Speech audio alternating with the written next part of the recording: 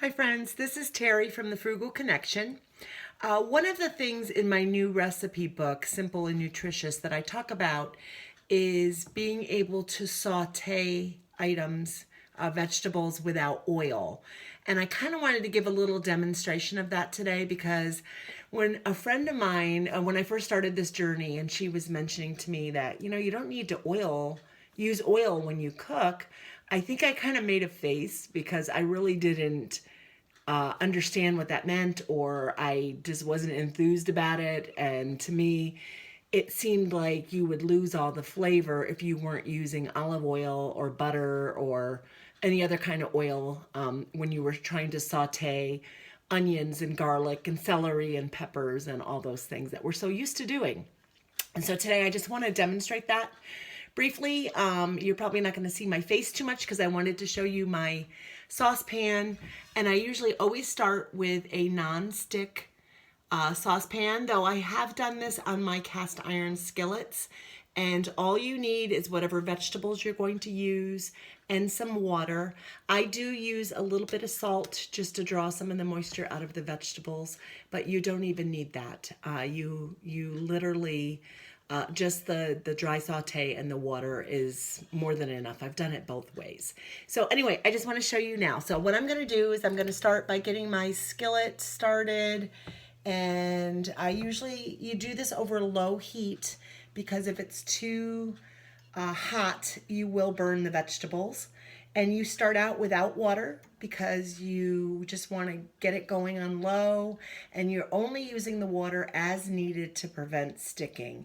And again, if you have a really good nonstick pan, it will work much better. Like I noticed when I use my cast iron skillet, I have to use much more water. So here we go. I'm just gonna put I have here on the board, I have onions that I pre-chopped or pre-diced, and then I have my minced garlic. And so I'm gonna start with just my onions. Garlic will stick more than the onions will. So you will, once you add the garlic in, you really have to keep an eye on it. So, all right, so there's my onions, and like I said, I do use just a little pinch of salt. I use Redmond's real salt, but you can use whatever salt you want, and I just put a little dollop on there just to make sure that it just helps draw out the moisture. But again, if you're going salt free, don't use it. It's no big deal. So, and it takes a few minutes to get going, and sometimes I have to set my heat on medium to get it started, but once it starts going, I turn it right down to low and just let it do its magic. Hi again. I moved my camera a little bit just to see if I can get a better angle on this, but it took about 3 minutes, and if you listen, you can hear it starting to sizzle a little bit. And it's, I can see the onions starting to get a little bit translucent. They're not really sticking yet, so I'm gonna let it go. I'm not gonna add water until this really gets going. So it's really a different way, but the reality is, I mean, the average tablespoon of oil is 120 calories.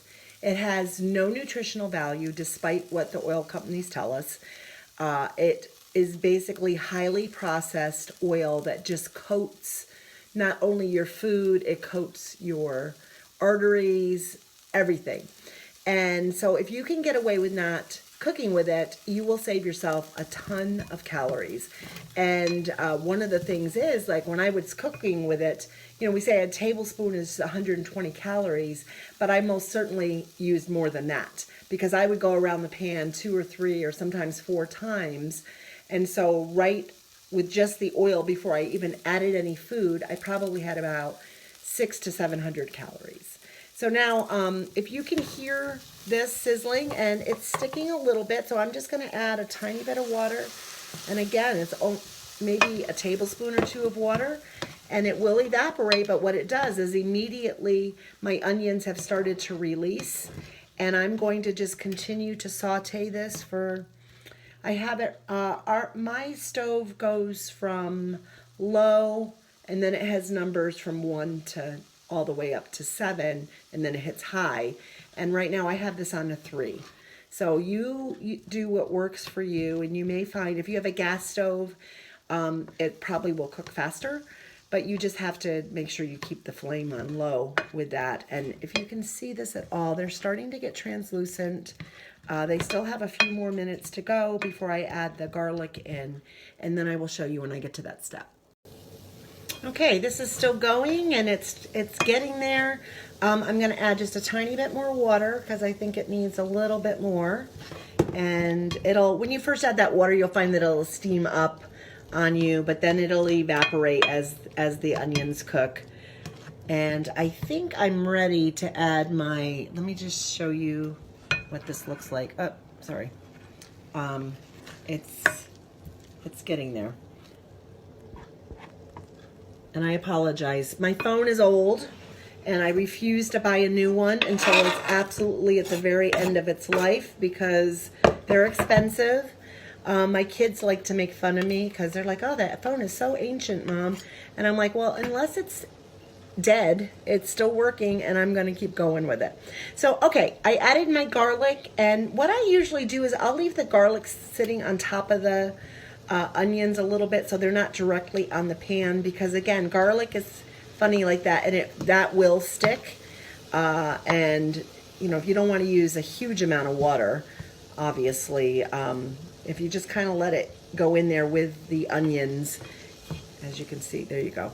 So I have it all resting in there, so it's not really directly on the pan, but if I need to, I will just add more water to it. And it's interesting because I've been eating this way for 10 months now, and I got on the scale this morning and I've lost another pound, so I'm at 68 pounds lost, but my taste buds have changed.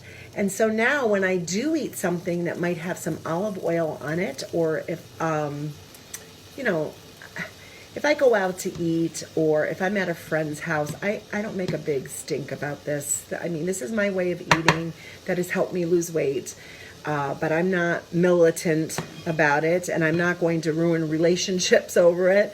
So I will eat, you know, what someone gives me. I just try to make good choices for that moment in time, and then I just go right back to the way I eat when I get home. But now when I eat something that has olive oil on it, I'm like, oh, I can really taste it. And it doesn't taste good to me, whereas your taste buds change and you get used to eating this way, and it really does. You start noticing the different flavors of food. It's like they taste better to me now without being coated with fats and oils and things like that. So, okay, so this is going. I probably have I'd say another minute with this garlic, and then that'll be it. And then I will use this in whatever dish I'm preparing. So sometimes it'll be a soup or a stew. If I'm using celery and peppers, I will add those in right along with the onions at the beginning and let them all do their thing, and the garlic will be the last thing I add. So I wanted to just kind of give you a little demonstration of what I mean when I say saute the vegetables in a bit of water. So you only use the water as necessary to keep the vegetables from sticking.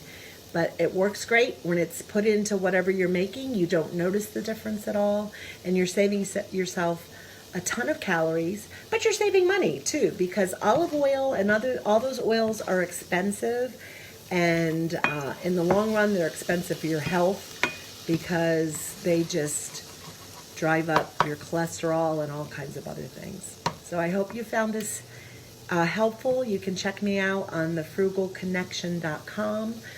If you've purchased my book, Simple and Nutritious, thank you.